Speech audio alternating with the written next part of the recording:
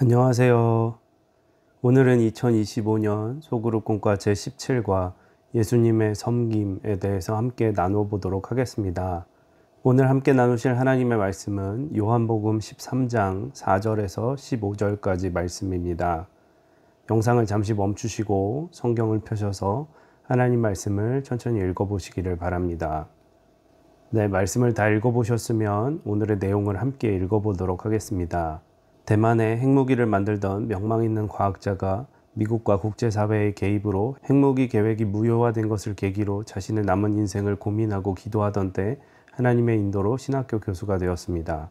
그는 경건한 인격과 모범적인 리더십을 인정받아 성광신학교 총장이 되어 그 신학교를 최고의 신학교로 성장시키고 있습니다. 그 사람은 바로 진길송 총장입니다. 성광신학교에서 선교학을 가르치는 한국인 선교사님이 계신데 진 총장님에 대한 에피소드를 다음과 같이 이야기하였습니다. 그 선교사님이 진 총장님과 학교 일로 인해 출장을 가서 호텔에 투숙을 하면 진 총장님은 이른 새벽에 일어나 아침 식사를 만들어 놓고 자기가 잠에서 깨어 일어나기를 조용히 기도하며 기다린다는 것이었습니다. 상상해 보십시오. 총장이 그 학교 교수를 위해 아침 식사를 만들어 놓고 기다리는 모습을 말입니다. 그런데 그분은 신학생 한 사람 한 사람을 그와 같은 관심과 사랑을 가지고 섬긴다는 것입니다. 이것을 본 어떤 목사님이 어떻게 그렇게까지 할 수 있느냐고 물었더니 수줍어하며 자신은 당연한 일을 하고 있고 자기가 소원하는 것이 있다면 예수님 흉내를 조금 내보는 것이라고 답했습니다. 십자가를 지시는 마지막 순간까지 예수님의 마음을 지배하던 유일한 관심은 자신의 죽음이나 고통이 아닌 사랑하는 사람들에 대한 섬김이었습니다. 섬김은 우리 예수님의 거룩한 습관이었습니다. 오늘 예수님께서 제자들의 발을 씻기시는 이 장면은 제자들을 끝까지 사랑하시는 예수님의 마지막 섬김의 장면입니다. 예수님의 섬김을 묵상하며 우리도 그 예수님의 섬김을 따라가는 삶을 살기를 소망합니다. 첫째, 예수님의 섬김은 상대방의 최상의 유익을 구하는 것이었습니다. 마가복음 10장 45절에 인자가 온 것은 섬김을 받으려 함이 아니라 도리어 섬기려 하고 자기 목숨을 많은 사람의 대속물로 주려 함이니라고 말씀합니다. 인자가 온 것은 이라는 표현은 우리 예수님의 사명을 말씀하는 것입니다. 주님께서 이 땅에 오신 가장 중요한 사명은 잃어버린 영혼을 찾아 구원하는 것입니다. 그런데 마가복음 10장 45절은 예수님의 또 하나의 사명을 섬김이라고 말씀하고 있습니다. 우리는 예수님의 영혼 구원의 사명과 섬김의 사명을 각각 다른 것으로 생각하기 쉽습니다. 그러나 사실 예수님의 섬김은 영혼을 구원하시기 위한 섬기심이었습니다. 예수님의 섬김은 자신의 생명까지 내어주는 섬김으로 그 섬김으로 말미암아 잃어버린 영혼을 구원하신 것입니다. 예수님의 십자가 위에 생명까지 내어놓는 섬김은 우리에게 구원의 선물을 임하게 하였습니다. 그러므로 우리 예수님의 섬김은 섬김의 대상에 대한 최상의 유익을 구하는 것이었습니다. 예수님께서 이 땅에 오신 목적은 바로 섬김이었습니다. 예수님의 섬김의 목적은 우리를 가장 유익하게 하기 위함이었습니다. 예수님의 섬김을 통해 진정한 섬김의 정의를 배우게 됩니다. 섬김은 무엇입니까? 섬김은 섬김을 받는 사람의 최상의 유익을 구하는 것입니다. 많은 순간에 우리는 섬김하면 예수님께서 십자가를 지시는 것과 같은 거창한 것에서부터 시작합니다. 그러나 예수님의 섬김은 우리에게 섬김의 핵심을 가르쳐 주시는데 그것은 상대방의 유익을 구하는 것이라면 어떤 것이든 섬김의 삶이 될 수 있다는 것입니다. 만약에 우리가 주차할 때 내가 이렇게 주차하면 상대방이 불편하지 않을까 배려하며 주차한다면 그것이 섬김입니다.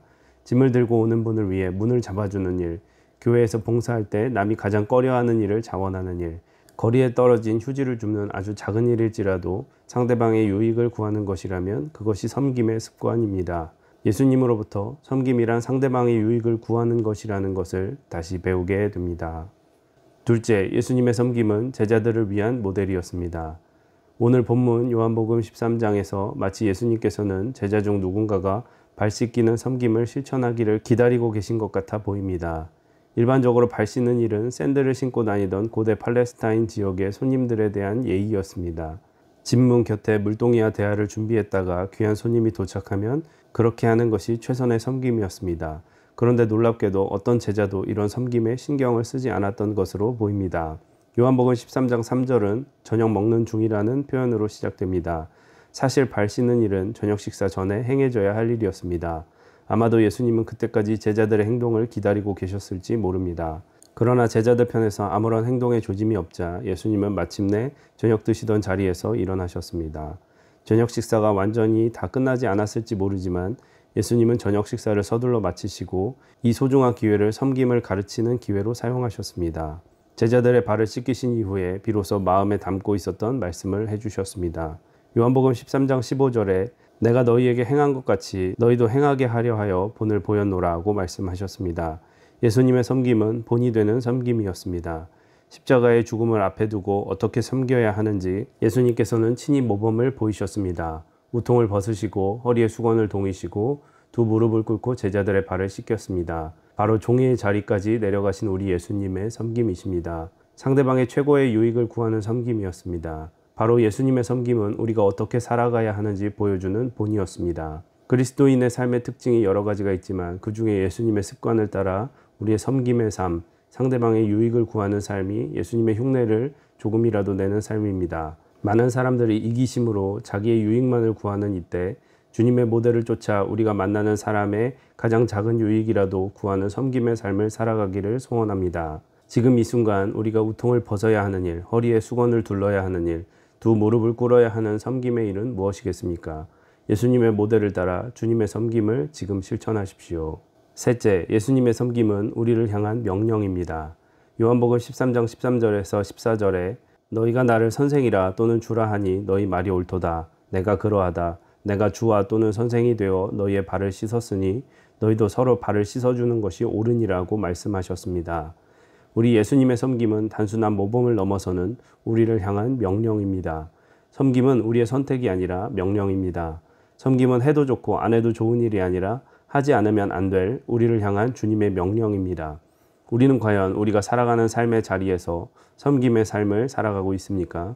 이 질문을 우리 자신 스스로에게 던져보았을 때 섬김보다는 섬김을 받는 삶에 익숙한 우리를 발견하게 됩니다. 섬김은 우리를 향한 예수님의 명령이라는 것을 매 순간 기억하고 섬김의 자리로 내려가는 주님의 제자가 되기를 소원합니다. 섬김 중에 최고의 섬김은 중보기도의 섬김입니다. 특별히 우리가 다른 사람들의 문제와 연약함을 씻기고 어루만져주는 중보기도 섬김이가 되기를 소망합니다. 아시시의 성자 성 프란치스코가 라베르나 산에서 하나님께 다음과 같은 기도를 하였습니다. 주님, 저는 주님처럼 살다가 고난을 받아본 일이 없습니다. 제 몸에는 못자국이 없습니다. 저에게도 주님의 고난을 알게 해주시옵소서. 그 기도의 응답으로 그의 손과 발에 거룩한 5개의 못자국들, 스티그마, 곧 거룩한 상흔이 생기게 되었습니다. 예수님의 섬김의 습관을 쫓아 다른 사람의 유익을 구하는 삶을 살아가므로 우리도 섬김의 거룩한 상흔이 생기기를 소원합니다. 네, 이렇게 해서 본문의 내용들을 다 읽어보았고요. 나눔과 적용을 천천히 읽어보시기를 바랍니다.